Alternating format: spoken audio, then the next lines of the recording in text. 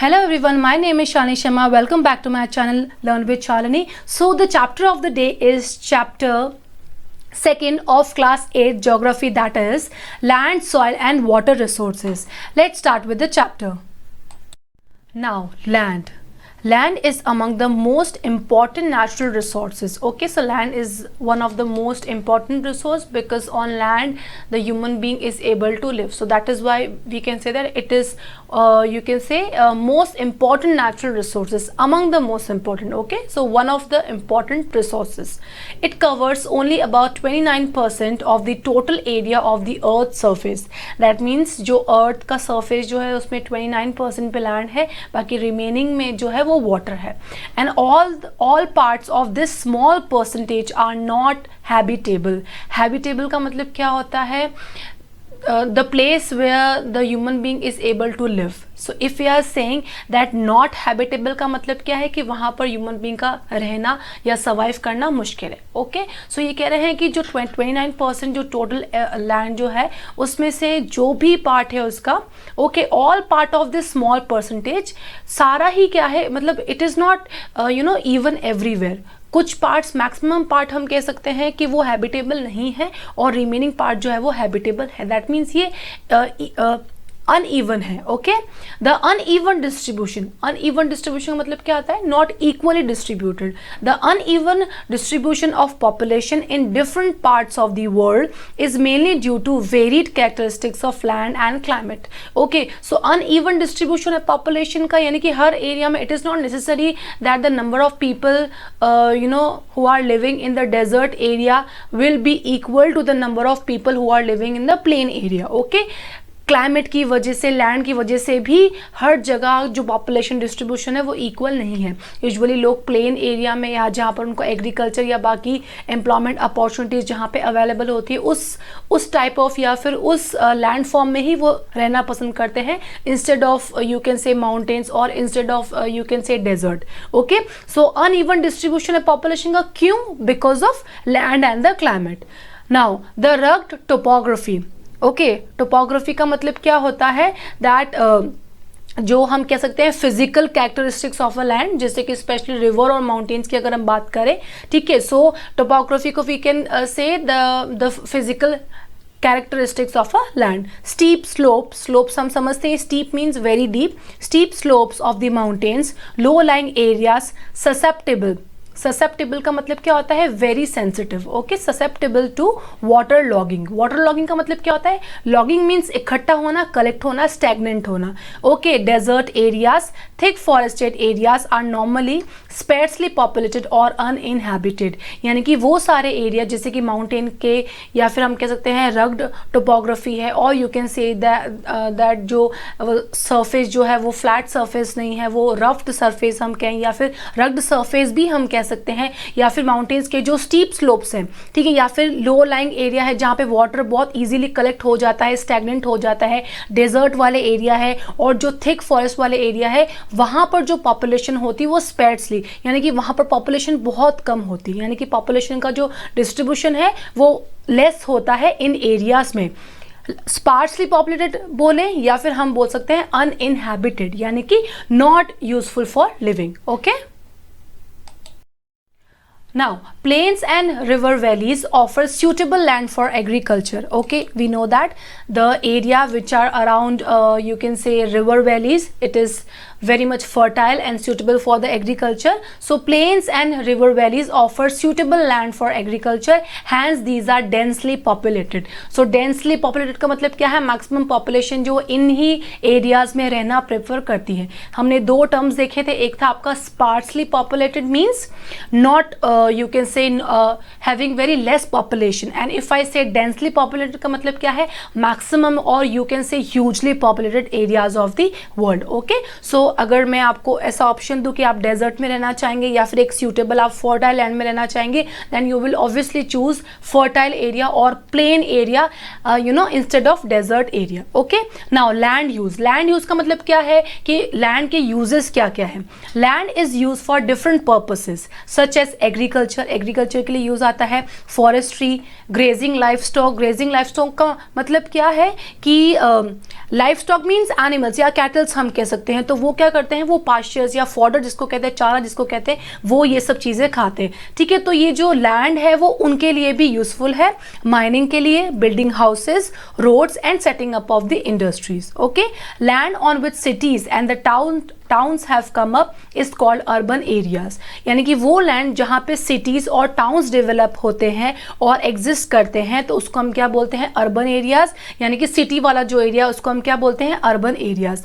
Similarly, not similarly, you can say on contrary to it, areas being used for agriculture and pasture are called rural areas, यानी कि वो areas usually अगर आप देखेंगे normally farmers जो होते हैं वो आपको villages में ही farmers देखने को मिलेंगे, not in cities। so वो सारे areas जहाँ पे pastures को हम कह सकते हैं fodder, जो animal का fodder होता है, चारा जिसको हम कहते हैं, the food for you can say herbivores animal, so वो जो area है, वो जो land है जहाँ पे agriculture और pastures available, उसको हम क्या कहते हैं, rural areas. This is commonly termed as land use. So ये सारे यूजेस जो होते हैं लैंड के, इसी को हम क्या बोलते हैं, land use. So for all these purposes land is used, okay. Now factors affecting land use, यानी कि लैंड का जो यूज है उसको क्या क्या फैक्टर्स है या क्या क्या हम कह सकते हैं चीजें या कंपोनेंट्स हैं जो लैंड के यूज को अफेक्ट करती है, ठीक है। So number one is the use of land is determined by physical factors। physical factors पे भी डिपेंड करता है। अभी आपको मैंने बताया था कि जैसे डेजर्ट एरिया है वहाँ पे क्या है, लेस वेजिटेशन है, and if you talk about the plain area there we have a huge you can say vegetation, different varieties of plants are available, okay. So physical factors जो हैं जैसे कि टोपोग्राफी हो गया, soil, climate, minerals and availability of the water पे भी land का use जो है वो डिटरमाइन और यू कैन से उस पे भी डिपेंड करता है। या फिर जहाँ पे अवेलेबिलिटी ऑफ द वाटर रहेगी यूजुअली ह्यूमन बीइंग वहीं पर रहना चाहेगा, और जहाँ पे अवेलेबिलिटी ऑफ वाटर या फिर स्कैर्सिटी ऑफ वाटर है वहाँ पर हम रहना नहीं चाहेंगे। सो दैट इज वाई हम कह सकते हैं फिजिकल फैक्टर्स की वजह से भी लैंड का यूज जो है वो काफ़ी अफेक्ट होता है, या फिजिकल फैक्टर्स पे भी लैंड यूज डिपेंड करता है। सेकेंड फैक्टर क्या हो सकता है हमारा, ह्यूमन फैक्टर्स। जैसे एक हो गया आपका फिजिकल फैक्टर, सेकेंड हो गया human factors. That means we are also responsible और we are also somehow affecting the land use। How? Human factors such as population and the technology।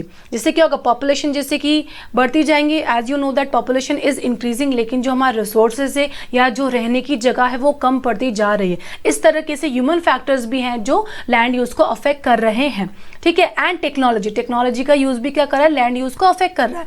Are also important determinants of land use pattern, okay. अभी आप cities में देख सकते हैं बड़ी बड़ी buildings जो होती हैं, बहुत very huge buildings are establishing, बड़ी बड़ी सोसाइटीज़ जो हैं वो एस्टेब्लिश हो गई है, जो मतलब 2 BHK मतलब स्मॉल फ्लैट्स अवेलेबल है या बड़ी बड़ी बिल्डिंग्स में क्यों बनाए गए, क्योंकि रीज़न ये है कि रहने को जो जगह है लैंड वो कम पड़ गई है। तो दैट इज़ वाई हम क्या कर रहे हैं, एक ही बिल्डिंग में बहुत सारे फ्लैट बनाए, सो दैट हम वो पॉपुलेशन जो इंक्रीजिंग पॉपुलेशन है उनको उन छोटी सी जगह में स्मॉल प्लेस में एडजस्ट कर सकें, ओके। सो ह्यूमन फैक्टर्स भी जो हैं वो लैंड उसको अफेक्ट करते हैं। Next factor is people and their demands are ever growing but the availability. अभी आपको मैंने क्या बताया कि पीपल जो है हमारे डिमांड जो है वो इंक्रीज होती रहती है, लेकिन जो अवेलेबिलिटी ऑफ जो लैंड है, लैंड की जो अवेलेबिलिटी है, ठीक है, जो उसकी क्वांटिटी है वो क्या है, लिमिटेड है। The quality of land also differ from place to place. So जो लैंड की क्वालिटी है वो भी हर प्लेस में क्या है, अलग अलग है, okay. It is different and it varies from place to place, okay. Now next factor क्या है, people started encroaching the common lands to build up commercial areas, housing complexes and in the urban areas and to expand the agricultural land in the rural areas। क्योंकि population बढ़ रही है तो काफ़ी दूर दूर यानी कि आउट ऑफ सिटी जाकर भी लोग क्या कर रहे हैं, उन लैंड्स पर अपने हाउसेस कंस्ट्रक्ट कर रहे हैं या अपने इंडस्ट्रीज कमर्शियल पर्पसेस के लिए या फिर इंडस्ट्रीज क्या कर रहे हैं, इस्टेब्लिश कर रहे हैं, और अपनी एग्रीकल्चरल जो लैंड है उसको भी इंक्रीज हो रही है। यानी कि अर्बन सिटीज़ में बड़े बड़े हाउसेज या हम कह सकते हैं बिग इंफ्रास्ट्रक्चर और कंस्ट्रक्शन ऑफ ह्यूज बिल्डिंग्स और कमर्शियल एरियाज, हाउसिंग कॉम्प्लेक्सेस, और same in the same way rural areas में एग्रीकल्चर लैंड जो है वो बढ़ता ही जा रहा है, क्योंकि पॉपुलेशन इंक्रीज होगी तो रहने की यानी कि लैंड की जो डिमांड जो है वो भी क्या होगी, इंक्रीज होगी। Today the vast changes in the land use pattern also reflect the cultural changes in our society. तो इस वजह से क्या है, हमारा कल्चर भी जो है वो काफ़ी अफेक्ट हुआ है कि अब नॉर्मली लोग in spite of having a huge big complexes they are moving, those who are not having their own houses they are usually moving to the you can say flats or the flats which are available in the huge buildings, okay, or very you can say tall buildings, क्योंकि shortage है land की। तो इस वजह से क्या हो रहा है, उनका हमारे कल्चर में हमारे रहने का जो तरीका है वो उस चीज़ में भी क्या आ रहा है, चेंज आ रहा है। Land degradation, landslide, soil erosion, desertification मतलब क्या है, because of the you can से राइज इन द टेम्परेचर की वजह से क्या हो रहा है, कई बार जो लैंड होती है वो सूख जाती है, यानी कि वो एग्रीकल्चर लैंड भी सूख कर वो डेजर्ट में चेंज हो जाती है। Okay, so you can say the process of changing of you can say normal land to the desert area, that is called as desertification, are the major threats. Landslides आपको पता है, soil erosion क्या होता है, removal of the upper layer of the soil. जो एक fertile layer होती है लैंड की, जो सॉइल होती है, ठीक है, उसको वो जब रिमूव हो जाती है बाय फ्लड्स और बाय रेन, तो उसी को हम क्या बोलते हैं, soil erosion. Okay, are the major threats to the environment because of the expansion of agriculture and constructional activities. Okay, agriculture भी हम करते हैं, ठीक है, तो इनकी वजह से यानी कि हम जब ओवर एक्सेसिव किसी चीज का यूज करते हैं, या हम एक्सेसिव सपोज माइनिंग भी अगर हम एक्सेसिव क्वांटिटी में करते हैं, नेचर को डिस्टर्ब करते हैं, या फिर कंस्ट्रक्शनल एक्टिविटीज की वजह से भी क्या होता है, ये सारे जो थ्रेट्स जो हैं, लैंडस्लाइड, सॉइल इरोजन, डेजर्टिफिकेशन, ये सब एनवायरमेंट को अफेक्ट कर रहे हैं। Okay, now conservation of land resource, कोई भी चीज़ जो हमारे लिए यूजफुल है, हमें उसका कंजर्वेशन करना, उसको प्रिजर्व करना, उसको प्रोटेक्ट करना बहुत ज़रूरी है, so that that thing or these natural resources they will be useful for our future generation as well. So that is why it is very important for us to conserve our resources, and here we are talking about the land resource, मतलब हम कैसे conserve कर सकते हैं। growing population and their ever growing demand, अभी हम discuss किया था, population grow होगी तो डिमांड भी इंक्रीज होंगी, has led to a large scale destruction of forest cover. Okay, क्योंकि क्या हो रहा है, पॉपुलेशन इंक्रीज हो रही है, लैंड की डिमांड भी इंक्रीज हो रही है, तो क्या हो रहा है, फॉरेस्ट कवर का जो एरिया, क्योंकि नॉर्मली लोग वहां पर फॉरेस्ट को कट करके डिफॉरेस्टेशन करके वहां पर क्या कर रहे हैं, हाउस कंस्ट्रक्ट कर रहे हैं, क्योंकि लैंड की जो अवेलेबिलिटी है वो लिमिटेड है। ठीक है, सो अब जो पॉपुलेशन इंक्रीज हुए वो कहाँ जाएंगी, तो वो क्या करती हैं, यूजुअली जो अपना लैंड, जो फॉरेस्ट कवर वाला जो एरिया जहाँ पे फॉरेस्ट है उसको क्लीन करके वहां पर हाउसेस कंस्ट्रक्ट किए जाते हैं। An arable land and has created a fear of losing this natural resource. Okay, so population increase हो रही है तो क्या हो रहा है, डिमांड इंक्रीज हो रही है, उसकी वजह से क्या हो रहा है, जो फॉरेस्ट कवर वाला जो एरिया है, या फिर हम कह सकते हैं जो फर्टाइल एरिया जो है, या फिर जहाँ पे क्रॉप्स ग्रो होती है, वहां पर लोग उसको क्लीन करके हाउसेस कंस्ट्रक्ट कर रहे हैं। उस वजह से क्या हो रहा है, लैंड रिसोर्स को काफी ज्यादा थ्रेट हो रहा है, या काफी ज्यादा हार्मफुल है, वो नुकसान हो रहा है। Therefore the present rate of degradation मतलब क्या होता है, कम होना, degradation of land resources must be check. So हमें इस चीज पे वर्क करना चाहिए, लैंड रिसोर्सेज को चेक करना चाहिए, उनका एक्सेसिव यूज नहीं करना चाहिए, और जितना हो सके नेचर को डिस्टर्ब नहीं करने की कोशिश करनी चाहिए, और अपनी तरफ से ह्यूमन एफर्ट, ह्यूमन फैक्टर्स अगर अफेक्ट करते हैं तो वो कहीं ना कहीं पॉजिटिव रोल भी प्ले कर सकते हैं in the conservation of natural resources. Okay, now afforestation, ठीक है, लैंड एफॉरेस्टेशन मतलब planting of trees, land reclamation, regulated use of chemical pesticides and fertilizers, and checks on overgrazing. Overgrazing क्या होता है, कई बार कोई ऐसे लैंड पे अगर आप एनिमल्स को ऐसे ही छोड़ दिया जाए विदाउट एनी यू कैन से प्रॉपर अटेंशन, तो वो क्या करेंगे, जो भी अवेलेबल जो फॉडर है उसको एक ही बार में क्या कर देंगे, फिनिश कर देंगे। तो उस वजह से क्या होगा, वो लैंड क्या है वो खराब हो जाएगा, उसको अनयूजफुल मतलब वो यूजफुल नहीं रह जाएगा। ओके, सो हमें इन सब चीज़ों को चेक करना चाहिए, यानी कि हमको एफॉरेस्टेशन को प्रमोट करना चाहिए, लैंड रिक्लेमेशन को प्रमोट करना चाहिए, और हमें केमिकल पेस्टिसाइड्स का देखकर यूज करना चाहिए कि वो कितना ज्यादा हमें कितना क्वांटिटी में यूज करना है, उसको एक्सेसिव क्वांटिटी में यूज नहीं करना चाहिए। Same with the fertilizers and check, और ओवरग्रेजिंग पे भी चेक करना चाहिए कि कहीं एनिमल्स ऐसा नहीं हो कि सारा ही फॉडर वो सभी कंज्यूम कर ले तो वो लैंड खराब हो जाए। Okay, are some of the common methods use to conserve land, ये कुछ कॉमन मैथड्स है जिसके थ्रू हम लैंड को कंजर्व कर सकते हैं।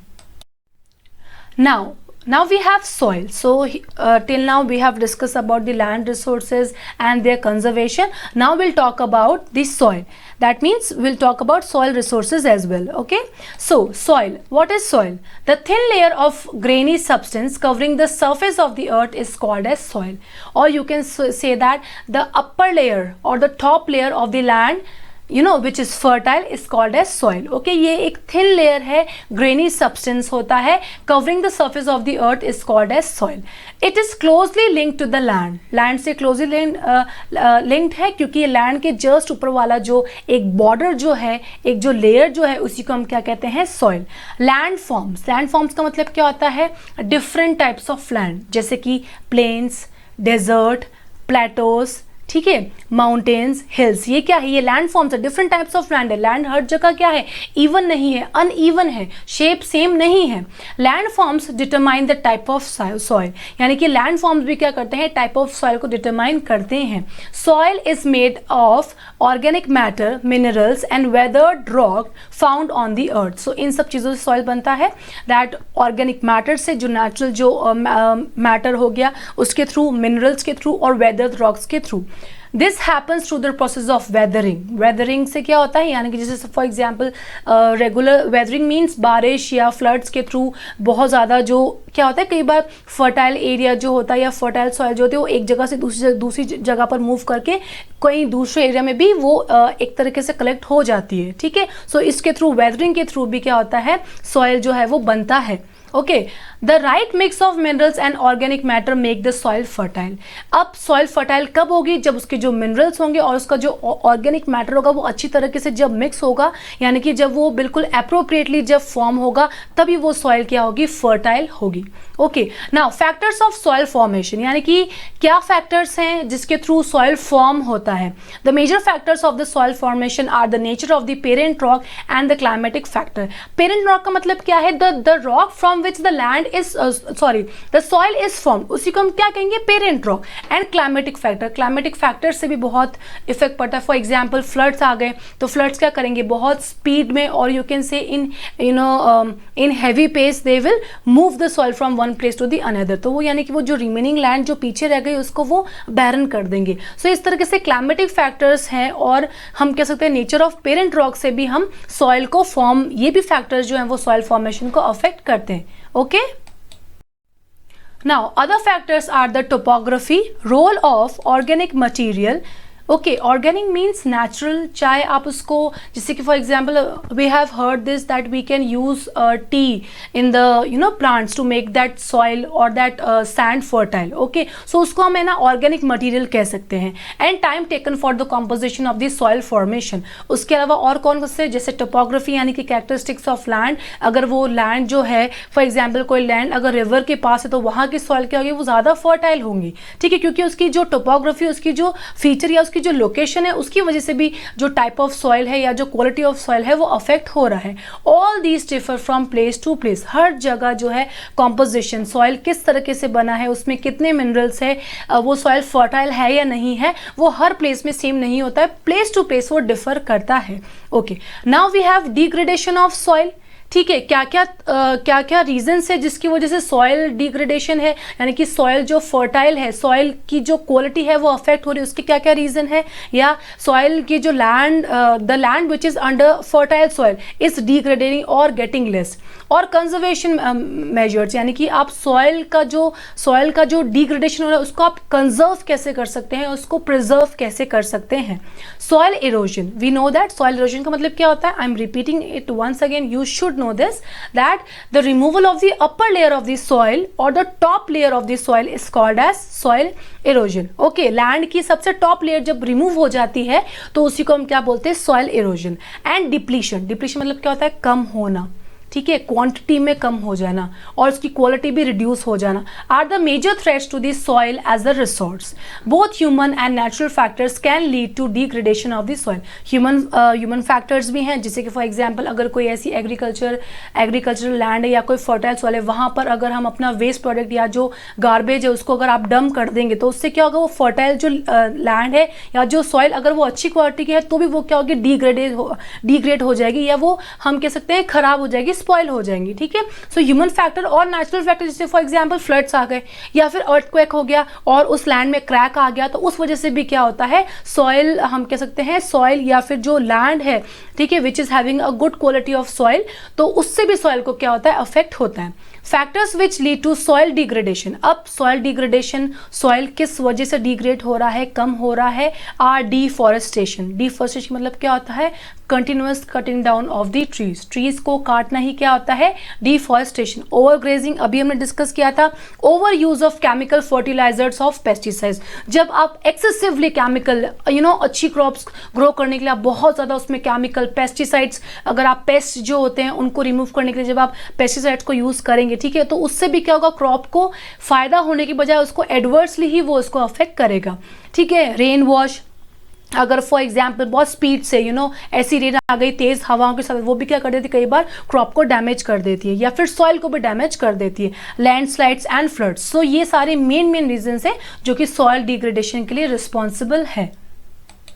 Now some methods of soil conservation are, यानी कि कुछ मेथड्स है जिसके थ्रू हम सॉइल को कंजर्व कर सकते हैं। क्या क्या तरीके हैं, ठीक है, देखो, यूज करना इज गुड बट उसको वाइजली यूज करना is the most important thing, so that we can conserve it for us and for future generation. Okay, so now methods क्या क्या हो सकते हैं। फर्स्ट है आपका check soil erosion and desertification, soil erosion को check करना। अगर आपको लगता है कि आपके आसपास, for example if you are farmer और इफ यू आर नॉट, अगर आपके आसपास कोई ऐसी हम कह सकते हैं ऐसी लैंड है जो थोड़ा सूटेबल है क्रॉप्स के लिए, और वहां पर अगर सॉइल इरोजन हो गया या वो बैरन हो गई, तो उसको भी हम अपने ऑर्गेनिक, फॉर एग्जाम्पल हम चाय पत्ती का यूज करके भी उस लैंड को क्या कर सकते हैं, उसको फर्टाइल कर सकते हैं। इस तरीके से हम सॉइल इरोजन को चेक भी कर सकते हैं। And desertification, control water logging, अगर पानी इकट्ठा हो जाता है, हमें पानी जो इकट्ठा होता है उसको भी हम कंट्रोल कर सकते हैं, ठीक है। एंश्योर एफॉरेस्टेशन, एफॉरेस्टेशन को एंश्योर करना यानी कि प्लांट्स को ग्रो करना, ठीक है, ट्रीज लगवाना, क्रॉप्स, और हम कह सकते हैं डिफरेंट टाइप्स ऑफ वेजिटेशन जो है उनको ग्रो करने के लिए एनकरेज करना। And keep a check on overgrazing, overgrazing पे भी चेक रखना। Reclaim waste land so that they are brought back to other uses, यानी कि जो भी वेस्ट लैंड्स है उसमें आप कोई और मेथड्स के थ्रू या फिर ऐसे कुछ सीड्स भी यूज कर सकते हैं या ऐसा कोई ऑर्गेनिक मैटर भी वहां पे यूज कर सकते हैं जिसके थ्रू उसकी क्वालिटी थोड़ी सी इंप्रूव हो जाए। Okay, practice terrace farming, terrace farming भी आप कर सकते हैं, उसके थ्रू भी हम सॉइल को कंजर्व कर सकते हैं। Last point is increase productivity of the land, ठीक है। प्रोडक्टिविटी का मतलब क्या होता है लैंड की, कि जो लैंड प्रोड्यूस करता है उसी को हम क्या बोलते हैं, प्रोडक्टिविटी, यानी कि लैंड की जो प्रोडक्टिविटी है उसको इंक्रीज करना with improve farming methods. Okay, अच्छे आजकल different types of farming methods आ गए जिसके थ्रू आप लैंड को आपकी उसकी जो फर्टिलिटी है उसको इंप्रूव कर सकते हैं, such as balanced use of manures, manures का बैलेंस यूज करना, फर्टिलाइजर्स का जितना जरूरत है उतना ही यूज करना, या फिर जितना हो सके उतना ऑर्गेनिक फर्टिलाइजर्स या जो ऑर्गेनिक थिंग्स जो होती है उनको यूज में लेना, in spite of going for chemical fertilizers. Organic farming करना, ऑर्गेनिक फार्मिंग का मतलब ही ये जब अपनी सॉइल वगैरह सब उसमें ऑर्गेनिक चीजों के थ्रू या फिर इन spite of using hybrid seeds आप नेचुरल सीड्स को यूज करते हैं तो उसको हम ऑर्गेनिक फार्मिंग कह सकते हैं। क्रॉप रोटेशन, क्रॉप रोटेशन का मतलब क्या होता है कि फॉर एग्जाम्पल आपने 2 ईयर्स के लिए एक पर्टिकुलर लैंड पे आपने अगर वीट ग्रो किया तो उसके 2 साल बाद में आप कोई और क्रॉप उस पर ग्रो करें, फिर अगेन आफ्टर 2 ईयर आप फिर से उसी लैंड पे वीट ग्रो करें, तो उसको हम क्रॉप रोटेशन कह सकते हैं, ठीक है। यानी कि आप ऑल्टरनेटली उस पर यूज कर सकते हैं in spite of growing same crop on the same land for whole of your life. तो उससे करेंगे तो उससे क्या होगा, उससे क्वालिटी भी इंप्रूव होती रहेगी, यानी कि वो डिटोरेट नहीं होगी, वो एक तरीके से हमेशा बैलेंस्ड रहेंगी। And multiple cropping, multiple cropping का मतलब क्या है, एक ही लैंड पे डिफरेंट टाइप्स ऑफ क्रॉप्स को ग्रो करना। Okay, so these are the measures through which और with the help of these things we can conserve the soil. Okay, now we have layers of the soil. अब soil के layers कैसे होते हैं will discuss. First of all देखिए in this picture, please see this diagram, ये आपका सबसे top layer है, हम इसको कह सकते हैं क्योंकि देखो सॉइल के भी लेयर्स है। ओके, अब यहाँ पे हम सॉइल के लेयर्स की बात कर रहे हैं। सबसे टॉप लेयर या जो एक बॉर्डर है इसको हम क्या कहते हैं, ऑर्गेनिक लेयर। उसके नेक्स्ट वाला this portion is called as top soil with humus. Okay, so ये आपका टॉप सॉइल है। नाउ नेक्स्ट क्या हो जाएगा आपका sub soil with sand, silt and clay. Okay, so silt हम कह सकते हैं, स्मॉल पीसेज ऑफ रॉक्स भी हम कह सकते हैं, या हम उसको पेबल्स भी कह सकते हैं, ठीक है। सब सॉइल विद सैंड है, सिल्ट है और क्ले है। उसके बाद में ये हो गया आपका weathered rock, okay, this portion is called as weathered rock. और लास्ट जो है वो आपका पेरेंट रॉक है, क्योंकि पेरेंट रॉक के थ्रू ही सॉइल जो होती है वो फॉर्म होती है, okay. So these are the 5 layers, you can say 1 2 3, basically 4 layers of the, don't include this organic layer. अगर इसको हम इंक्लूड करते हैं तो 5 लेयर्स है, बट अगर हम जनरल देखा जाए तो there are 4 layers of this soil, top soil, sub soil, weathered rock and parent rock, okay. Now types of soil. Now we'll discuss about the types of soils. The best soils are found in river valleys. अभी हमने discuss किया था जहाँ पर reverse availability होंगी वहाँ पर वो एरिया जो है वो प्लेन एरिया होगा और वहाँ पर सॉइल की जो क्वालिटी होगी वो बहुत अच्छी होगी। सो बेस्ट सॉइल्स है हमको कहाँ पे मिलेगी? रिवर वैलीज में, where annual floods renew it with silt. यहाँ पर क्या होता है, जो एनुअली जो फ्लड्स आते हैं वो उसको फिर से रिन्यू कर देते हैं, यानी कि नया बना देते हैं with silt. The valley of reverse Nile in Egypt, Changjiang in China, Ganga in India and Mississippi in USA have rich alluvial soils. Okay, so वो सारे एरियाज या फिर वो रिवर वैलीज वाले एरिया, यानी कि वो सारे एरिया जहाँ पर रिवर वैलीज हैं वहाँ की जो सॉइल होगी वो किस टाइप की सॉइल होगी? एलुवियल सॉइल होगी। Okay, now in temperate grasslands आपको पता ही, the land which is covered with grass. Temperate grassland soils are dark and rich in humus, dark होती हैं और ह्यूमस को हम कह सकते हैं कार्बन और नाइट्रोजन का एक, हम कह सकते हैं एक थिक, हम कह सकते हैं एक लेयर हो सकता है, उसको हम क्या कहते हैं? ह्यूमस कहते हैं, ठीक है। और component, okay. Soils found in desert, temperate grassland में सॉइल कैसी होगी? डार्क होगी और ह्यूमस में रिच होगी। Now soils found in desert area में जो सॉइल अवेलेबल होती है जिसको हम डेजर्ट सॉइल भी कह सकते हैं।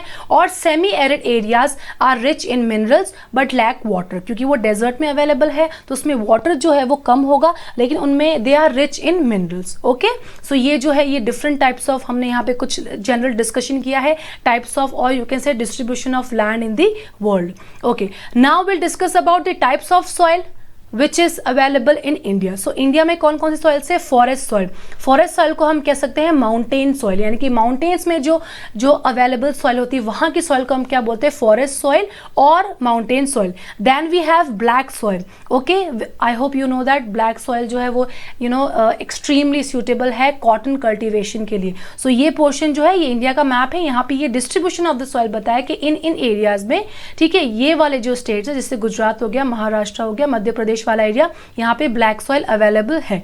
ब्लैक सॉइल वही एक कलर में ब्लैक है। Then we have alluvial soil, यानी कि अभी हमने क्या डिस्कस किया था? रिवर वैलीज वाले एरिया में कौन सी सॉइल होती है? एलुवियल सॉइल होती है।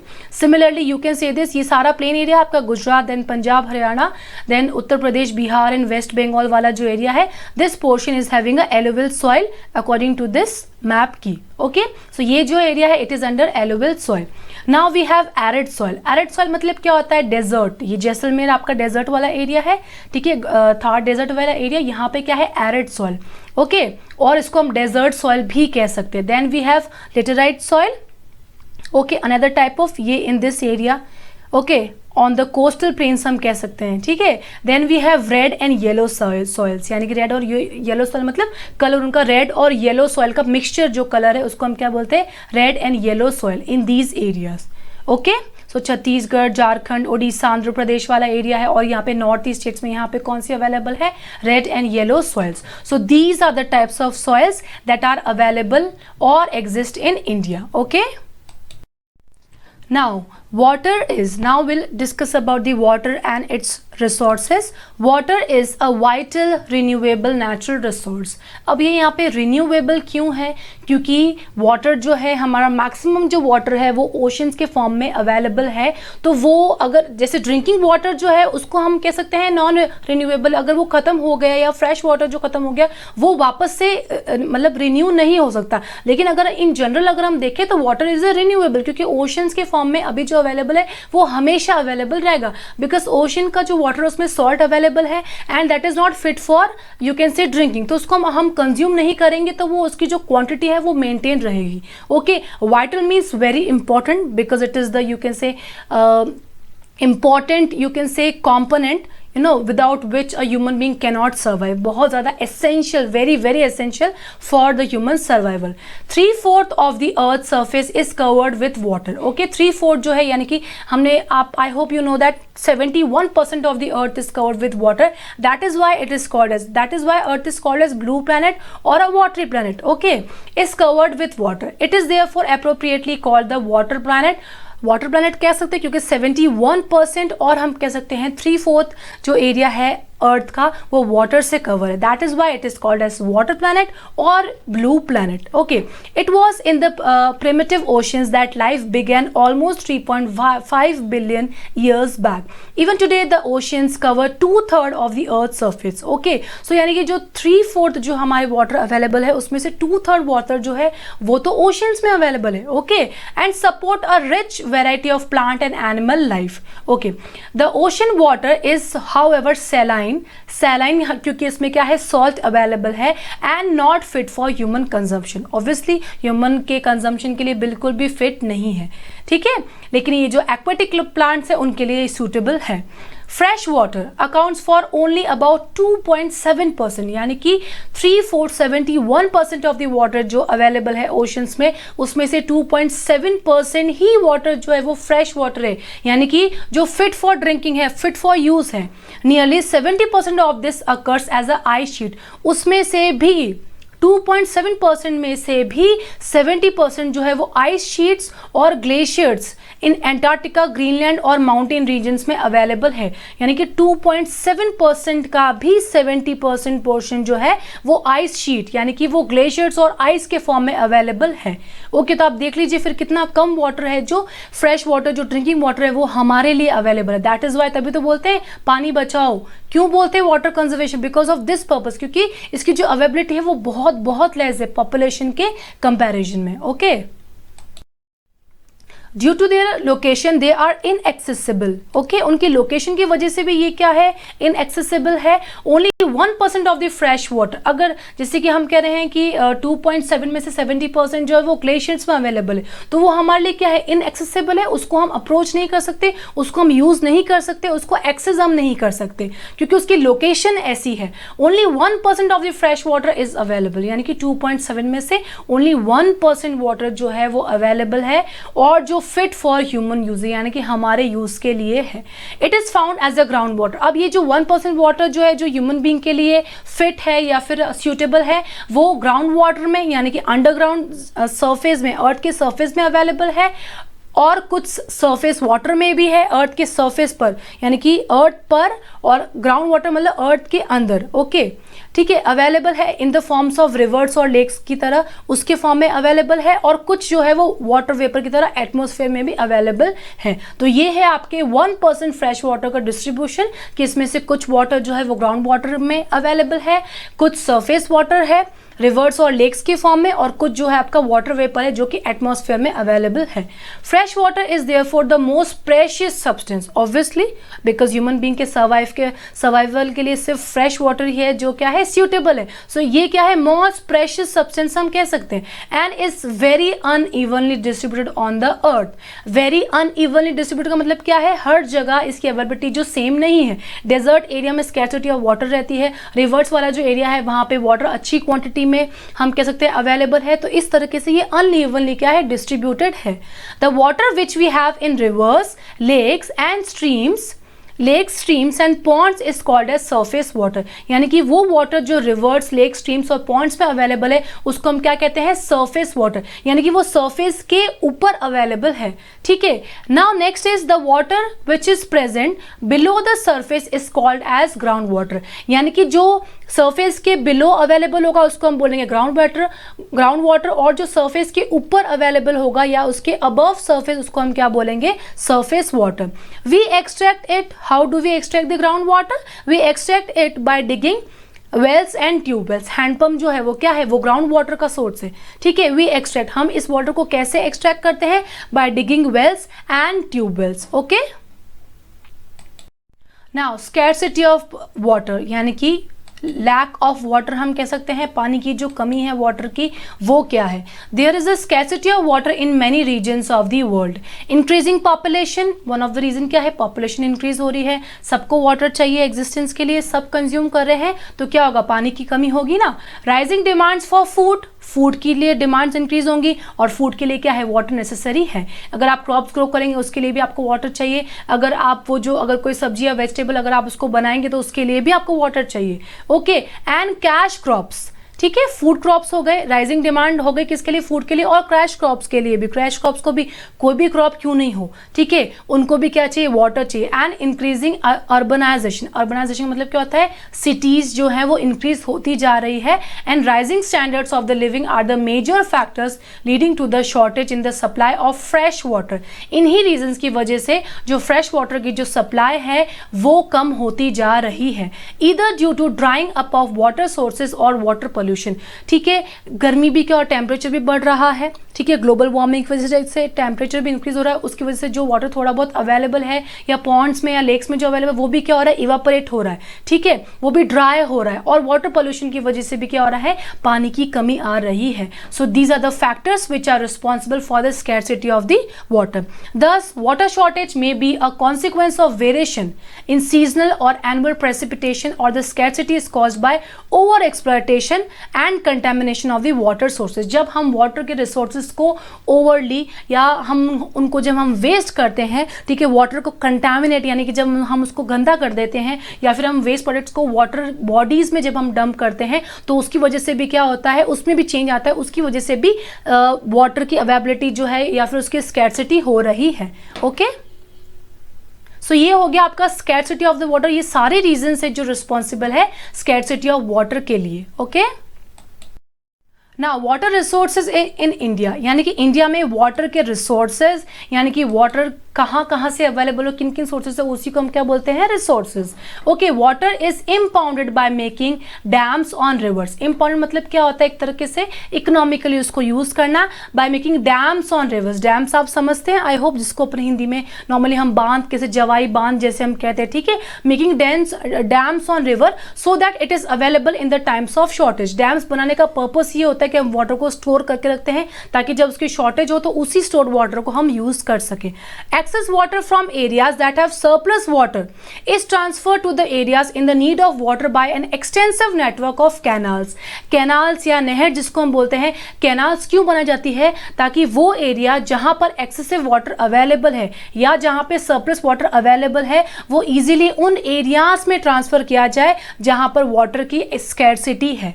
ओके, सो डैम्स हम बनाते ताकि हम वाटर को स्टोर कर सके, ताकि वो शॉर्टेज ऑफ वाटर में काम आए। सेकंड, हम कैनाल्स कंस्ट्रक्ट करते हैं सो दैट हम वो एरिया जहां पे एक्सेस वाटर अवेलेबल है या सरप्लस मींस क्या होता है, एक्स्ट्रा वाटर जहां पे अवेलेबल है उसको हम इजीली उन एरियाज में जहां पे वाटर की कमी है वहां पर ट्रांसफर कर सके, तो उसी पर्पस से हम कैनाल्स को भी कंस्ट्रक्ट करते हैं। Okay, Indira Gandhi canal you must have heard this. Indira Gandhi canal, ये भी कैनाल इसी पर्पस से बनाया गया था ताकि राजस्थान के जो डेजर्ट वाला एरिया स्पेशली वहां पर इरिगेशन फैसिलिटीज या ड्रिंकिंग वाटर की अवेलेबिलिटी हो सके। Okay, as rivers are not confined to a single state. Rivers एक स्टेट तक नहीं रहती है, एक स्टेट से दूसरे स्टेट्स में फ्लो करती है। An integrated system is devised for a river valley project and it gives several benefits. एक रिवर वैली प्रोजेक्ट्स बनाए गए, रिवर वैली पर प्रोजेक्ट्स बनाए गए हैं जिसको हम कह सकते हैं मल्टीपर्पज प्रोजेक्ट्स। ओके, लाइक अब ये मल्टीपर्पज प्रोजेक्ट जो है वो क्या क्या बेनिफिट्स देते हैं, दे प्रोवाइड वाटर। अब देखो मल्टीपर्पज प्रोजेक्ट का मतलब क्या है, ये जो प्रोजेक्ट जो है इनके बहुत सारे मल्टीपर्पज इनके क्या है यूजेस है या इनके मल्टीपर्पज बेनिफिट्स है। क्या क्या है benefits, irrigation to drought prone areas, जहां पे ड्रॉट प्रॉन एरिया जहां पे ड्रॉट्स आते रहते हैं वहां पर इरिगेशन फैसिलिटीज को प्रोवाइड करना, कंट्रोल ऑफ फ्लड्स, फ्लड्स को कंट्रोल करना, जनरेशन ऑफ इलेक्ट्रिसिटी यानी कि हाइड्रो इलेक्ट्रिसिटी जनरेशन भी क्या होती है, हमने देखा होगा डैम्स के थ्रू क्या होती है, एनर्जी या इलेक्ट्रिसिटी क्रिएट की जाती है। And drinking water, such projects are called as multipurpose projects. Okay, so वो रिवर्स पे जब रिवर्स पे हम ऐसे डैम्स बनाते हैं जिनके थ्रू हम इरिगेशन के लिए वाटर सप्लाई करते हैं, उसके थ्रू देखो डैम्स का कंस्ट्रक्शन एक तरीके से ये भी रीजन से होता है कि उसकी वजह से क्या होता है, फ्लड्स भी कंट्रोल हो पाते हैं, ठीक है। उसकी वजह से with the help of dams also we create और we generate hydro electricity, that means electricity, और ड्रिंकिंग वाटर भी उसकी वजह से होता है। तो ये जो प्रोजेक्ट्स है इनका क्या है, मल्टीपर्पज यूज है, इसलिए हम इनको क्या कहते हैं, मल्टीपर्पज प्रोजेक्ट। और एक आपका एक और रिसोर्स है जो इंडिया में अवेलेबल है, उसको हम क्या बोलते हैं, रिजर्वॉयर्स। रिजर्वॉयर्स क्या होते हैं, is a man made lake. ये एक मैन मेड लेक है जो ह्यूमन बीइंग ने बनाई है, पानी इकट्ठा कलेक्ट करके, जो डैम के साथ में, डैम के जिस बैक साइड में, उसके जो बिहाइंड में ही जो एक एरिया होता है जहां पे वाटर को स्टोर किया जाता है, उसी को हम क्या बोलते हैं, reservoir. Okay, so water resources जो इंडिया में अवेलेबल है वो कौन कौन से हैं, dams, canals, rivers, then we have multi-purpose projects on rivers or dams, then we have reservoirs. Okay, so ये आपके important water resources है जो इंडिया में available है. Okay, so I hope the resources which are available in India is clear to you. Now, conservation of water resources, यानी कि अब हम वाटर रिसोर्सेज को कैसे कंजर्व कर सकते हैं, कैसे प्रिजर्व कर सकते हैं। Access to clean and adequate water sources is a major problem facing the world today. यानी कि एक जो मेजर प्रॉब्लम है वो हमारा क्या है, एक्सेस टू क्लीन वाटर, यानी कि क्लीन वाटर की अवेलेबिलिटी होना, क्लीन वाटर को कंज्यूम करना। एडुकेट मतलब क्या होता है, सफिशिएंट वाटर सोर्सेज जो है उसकी अवेलेबिलिटी नहीं है, क्योंकि पॉपुलेशन इंक्रीज हो रही है, डिमांड भी इंक्रीज हो रही है, तो कंजम्पशन जो है वो बढ़ता जा रहा है। तो उसकी वजह से क्या हो रहा है, पूरा वर्ल्ड जो है ये प्रॉब्लम जो है वो फेस कर रहा है, उनको क्लीन वाटर नहीं मिल रहा और सफिशिएंट वाटर जो है वो उनको नहीं मिल रहा है। Steps have to be taken to conserve this dwindling resource. Okay, ये जो है वो रिसोर्स जो है इसको बचाने के लिए, कंजर्व करने के लिए कुछ स्टेप्स लेने चाहिए। Some measures that can be taken for water conservation are, कुछ मेजर्स है जिसके थ्रू हम वाटर को कंजर्व कर सकते हैं। First, save rain water. Rain water harvesting आपने वर्ड सुना होगा, जब हम टेरेस पे रेन वाटर को इकट्ठा करते हैं, फिर उसको किसी पाइप के थ्रू अपने होम जो हमारा हाउस है उसके अंडरग्राउंड में उस वाटर को स्टोर करते हैं, ठीक है। तो इसी को हम क्या कहते हैं, rain water harvesting. Okay, save rain water by planting trees and other vegetation to run off and allow rain water to seep underground. Okay, ताकि प्लांट्स और ट्रीज को इस तरीके से, क्योंकि जो प्लांट्स के जो रूट्स होते हैं वो क्या करते हैं, वाटर को पेनिट्रेट कर लेते हैं, तो उसके थ्रू वो जो वाटर को क्या कर लेते हैं, कंज्यूम करते हैं, उस तरीके से वो अंडरग्राउंड में वाटर सेव हो जाता है। ओके, सो पहला क्या है, रेन वाटर हार्वेस्टिंग के थ्रू भी आप वाटर को कंजर्व कर सकते हैं। Second, switch to organic farming and dry farming methods and grow drought resistant crops. Drought resistant crops को ग्रो करने का मतलब क्या है, वो क्रॉप्स जो बहुत कम पानी में, बहुत, जैसे कि हम कह सकते हैं जैसे बाजरा जो है उसको एक्सट्रीमली सनलाइट चाहिए, पानी की अवेलेबिलिटी बहुत, वेरी लेस रेनफॉल चाहिए। तो ऐसे क्रॉप्स जिनको रेनफॉल ज़्यादा नहीं चाहिए, जिनको ज़्यादा वाटर नहीं चाहिए, वैसे क्रॉप्स को हमको यूज़ करना चाहिए, या फिर वो क्रॉप्स को यूज़ करना चाहिए जो ड्रॉट से अफेक्ट नहीं हो, ठीक है। ड्राई फार्मिंग मेथड्स का मतलब क्या होता है, ये हो गया आपका स्प्रिंकलर। आपने स्प्रिंकलर मेथड देखा होगा, कई बार आप गार्डन्स में देखते हैं वो स्प्रिंकल शावर की तरह वो पूरे गार्डन को क्या करता है, एक तरीके से वेट करता है, ठीक है। तो बिल्कुल स्प्रिंकलिंग मेथड क्या होता है, उन एरियाज में यूज होता है जहां पर वाटर की अवेलेबिलिटी कम होती है, तो उससे क्या होता है, स्प्रिंकल के थ्रू मेजर एरिया जो है वो क्रॉप से, हम कह सकते हैं क्रॉप्स को वाटर मिल जाता है स्प्रिंकलिंग मेथड के थ्रू। तो हम स्प्रिंकलिंग मेथड को भी हम यूज कर सकते हैं ताकि हम कम वाटर में मैक्सिमम एरिया को इरिगेट कर सके। तो sprinklers effectively irrigate the area bye checking the water losses through seepage and evaporation. Okay, so sprinkling भी एक तरीके का अच्छा, हम कह सकते हैं गुड सोर्स है इरिगेशन का, जिसके थ्रू हम कम वाटर में मैक्सिमम एरियाज को इरिगेट कर सकते हैं।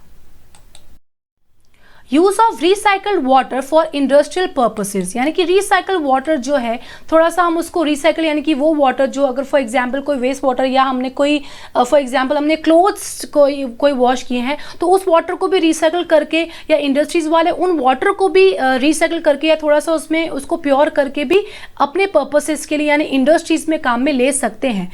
फिफ्थ क्या है आपका, check loss of water that drip of due to wastage, leakage and defective water pipes. यानी कि कई बार आपने रोड्स पे भी देखे होंगे वाटर जो है वो वेस्ट होता है पाइप्स की वजह से, जो हमारी जो वाटर लाइन्स है उसके थ्रू वो वाटर वेस्ट होता है। तो इन सब चीज़ों को भी हमको चेक करना चाहिए कि कहीं से भी वाटर वेस्टेज नहीं हो, यानी कि जो पाइप्स हैं वो डिफेक्टिव नहीं हो, वो लीकेज पाइप्स यूज में नहीं आ रहे हो, उस चीज़ को भी हमें चेक करना चाहिए, उसके थ्रू भी हम वाटर को कंजर्व कर सकते हैं।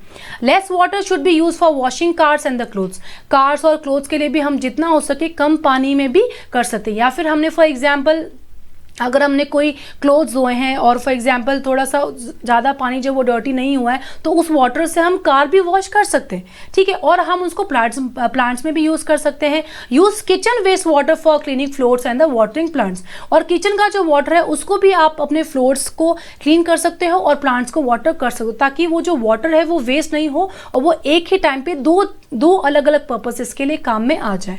ओके, सो ये जो थे ये आपके कुछ मेथड्स थे जिसके थ्रू आप वाटर को कंजर्व कर सकते हैं। तो यानी कि अब आपको वाटर कंजर्व करना है। ओके, यू हैव टू, ये चीज़ें सिर्फ हमें पढ़नी या सुननी नहीं है, we have to implement these things in our lifes. Okay, in many parts of India people have to walk for distance of over a kilometre to fetch water. यानी कि पानी लेने के लिए हमने देखा होगा स्पेशली विलेजेस में लोग इतना दूर दूर ट्रेवल करते हैं एक सिंपल एक थोड़ा सा वाटर को कलेक्ट करने के लिए। Water for agriculture and other purposes is inadequate, यानी कि इनसफिशिएंट है और इरेगुलर भी है, ठीक है। फॉर एग्जांपल रेन्स नहीं आएंगी, ज़्यादा स्कैर्सिटी हो जाएगा, ड्रॉट और फैमिन जैसा सिचुएशन हो जाएगा। तो इनएडुकेट है यानी कि इनकी जो क्वांटिटी है वो सफिशिएंटली अवेलेबल नहीं है और इरेगुलर है। It is important that we make best use of what is available to us in economic manner. So अच्छा क्या होगा, इसलिए हमारे लिए क्या ज़रूरी है कि जो भी हमारे पास अवेलेबल है उसको हम wisely economically without wasting use करें। Okay, so that is all. I hope this chapter is clear to you. I had put my a lot of effort in explaining this chapter. So thank you so much for watching this video. Please like, share and subscribe to my channel. I will meet you in the next interesting video. Till then, bye. Take care.